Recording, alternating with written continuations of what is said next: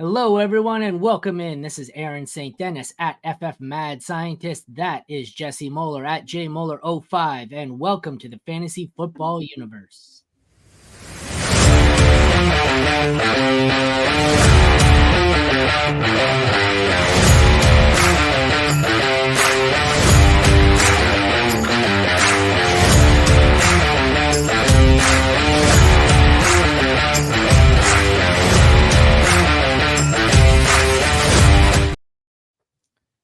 Can you see my OCD kick in every time I introduce you? That's one of my ultimate pet peeves. Your tag says JMoeller05. Why does everyone say 05? It's a number, not a letter. I can read. And every time I go, next time I'm going to say JMoeller05 because that's what your fucking name says. But no, every time I go JMoeller05, like an inbred fucking illiterate son of a bitch. Because it's like, because we talk about classes, right? We do class of 03 or whatever. So it's just like, it is what it is. It's not, it's a 03. That the letters and numbers are different things. Like, fuck. It like instantly doesn't roll off your tongue when it's smooth. I know it doesn't. It doesn't roll off your tongue. Yeah. JMoeller05 doesn't sound nearly as good. I get it. Exactly. I know why we do it. It's just fucking stupid. It's like, it's not what his number, that's not what it says. Because then there'll be someone going to search you and they'll put JMoeller05. Yeah, right. And they'll be like, it's not an O, it's a 0. Hopefully they can read and see the difference in the 0 and the O. But you never know. That's my rant for the day. Have at it. Anyways, here we are, 2024 rookie sneak peek. Today, this one is USC running back Marshawn Lloyd. All right, let's get right into it. Irving was a 4-star rated prospect and the 5th ranked running back in the 2020 class, coming out of DeMatha Catholic High School in Hyattsville, Maryland. He joined South Carolina as a freshman and spent his first year on the bench as a redshirt playing backup behind Kevin Harris. Harris still on the Patriots? I think so, right? Yep, I think so. But he had a potential, but he just... Well, I liked him too. I liked him a lot too. Who would later become an NFL running back, as we just said. In 2021, Lloyd played in 12 games for South Carolina, but he still had a minor role behind Harris, gaining only 272 scrimmage yards on 61 touchdowns and 61 touches and 1 touchdown. Sorry, I got that jumbled up because I'm about to call a temporary timeout. The Fortnite chaos in the background got me all tongue-tied there. You'll have to bear with me. I'm like, I need to call a timeout here and yell at my kid. So anyways, Lloyd became the leading rusher for the Gamecocks in 2022 when he was a sophomore. I'm sorry, I'm a 12-year-old boy. I can't not laugh at that. I'm sorry, I tried to get through it in 2022 as a sophomore. He lived up to his expectations and led the team in rushing yards, touches, and touchdowns. Finished the season with 111 attempts for 573 yards and 9 touchdowns. In addition, he made 18 receptions for 176 yards and scored 2 receiving TDs. Lloyd weighed his options before his junior year and decided to enter the transfer portal in search of a better opportunity. He considered various schools such as Tennessee, Michigan. Can't see why he'd go to Michigan. They were loaded at running back. And Michigan State. However, it was a text from Caleb Williams, the Heisman-winning quarterback at SC, that convinced him to go to Southern Cal and pursue a championship. That didn't work out. He demonstrated to the Pac-12 that he was a top-rated prospect by receiving an honorable mention in the Pac-12. He ended the season with an impressive stat line, rushing for 820 yards on 116 attempts, averaging 7.1 yards per attempt. Additionally, contributed in 232 receiving yards on 13 catches with a remarkable 17.8 yards per reception. Lloyd announced his intention to enter the draft this year on December 3rd. Promising running back for the draft and has the potential to become an effective rusher for any NFL team. What really jumped out there for you? He's violent. So you watch him on the ground. He's decisive and he's explosive. And by far his best traits are a rusher. It's not in the passing game. Like, he had a ridiculous yards per reception this last season, but overall his best skill set is him as a rusher with a ball in his hand. And it's no surprise, I like these smaller backs who can move, and this is Lloyd. He's got great burst. It shows up on the tape. He can hit home runs. As a rusher, he might be the best pure rusher in the class. It's just he has some issues along with it. I know we talk about other guys using that title, but he's certainly up there. For the ceiling, I think if he hits his ceiling, he will be the best rusher in this class. It's funny. I I know we've had this discussion a few times, and I don't remember how I had the top 6 ranked as far as pass catching, but I feel like there was one where I really said he's not a pass catcher at all, and it may have been Lloyd. I don't remember, but he's definitely out of the top 6, the tier 1 running backs. He's one of the poorer pass catchers. I noticed that.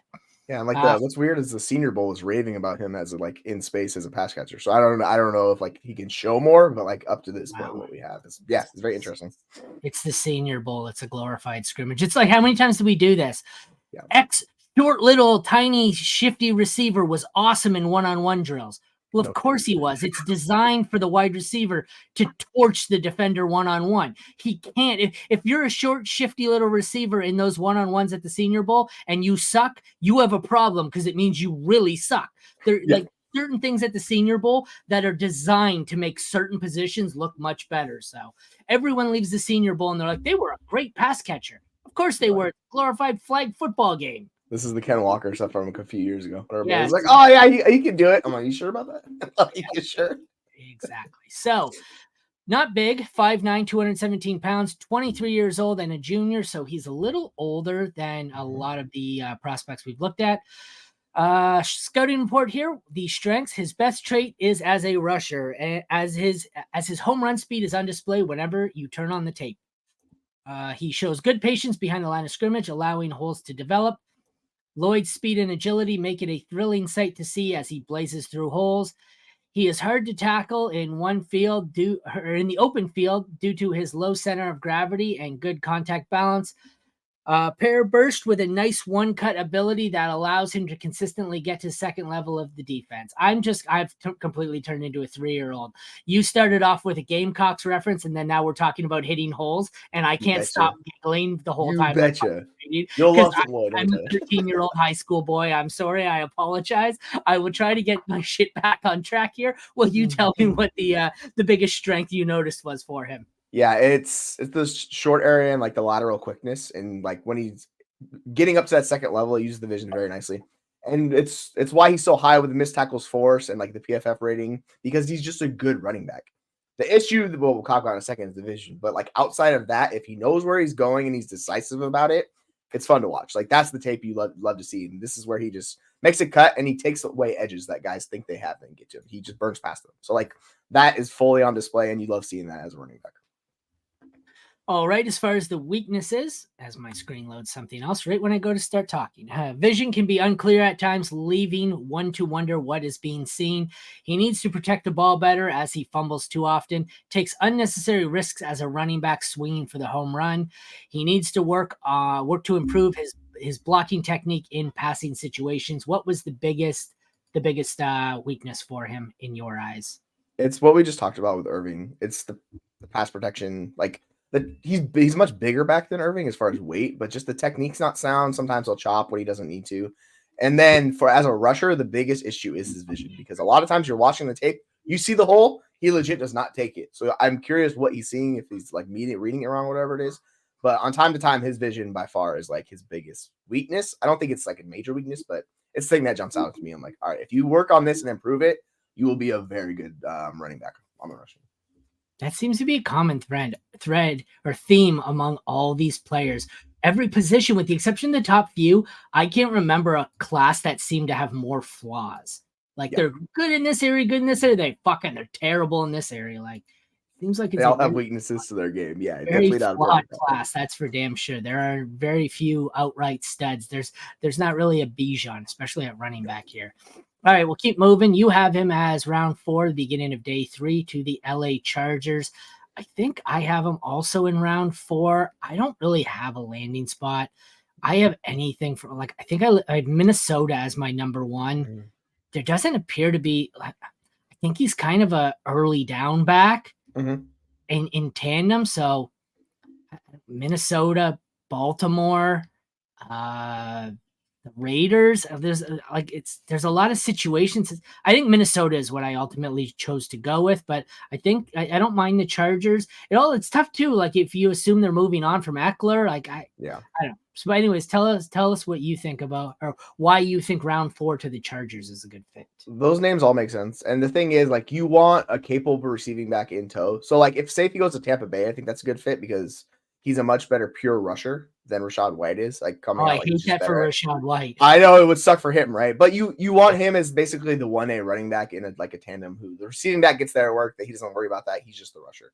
But why the Chargers are great is because they're more than likely running a gap scheme.